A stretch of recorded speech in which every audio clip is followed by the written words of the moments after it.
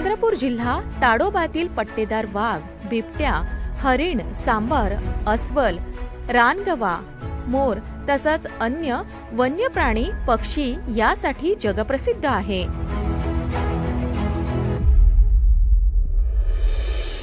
पण येथे येणाऱ्या पर्यटक हा केवळ वाघ बघायलाच येऊ नये, तर त्यानंही वैदर्भीय निसर्गसृष्टी अनुभवावी, या जंगलातील प्रत्येक जीवांचं कौतुक करावं, वनवैभव आपल्या डोळ्यात साठवून जावं, तसंच येथील काही नाविन्यपूर्ण वस्तूंची आठवणही आपल्यासोबत न्यावी। यासाठी ताडोब्याच्या बफर झोनमध्ये आगरजरी गावात महाराष्ट्र शासनाद्वारे भव्य बटरफ्लाय गार्डन तयार करण्यात आलं आहे।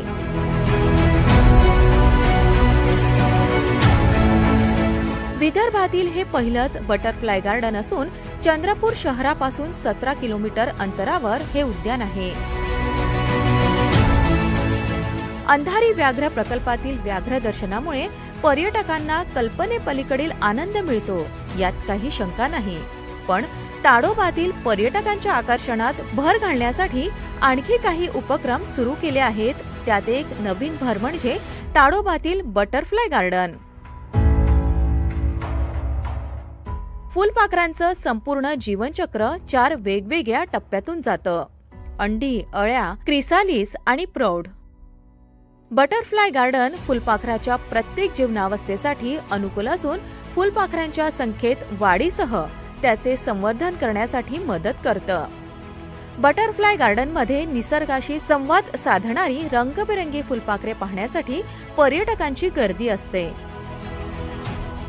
पर्यावरणातील प्रत्येक प्रजातीचं महत्त्व, तेथील जैवविविधतेचं रक्षण आणि मौल्यवान पर्यावरण संकेतक म्हणून ओळखल्या जाणाऱ्या फुलपाखरांवर संशोधन करणं हे या प्रकल्पामागील उद्दिष्ट आहे। या सगळ्यांवर या संवर्धन प्रकल्पाचा उद्देश स्थानिकांना उपजीविका प्रदान करणं हा आहे।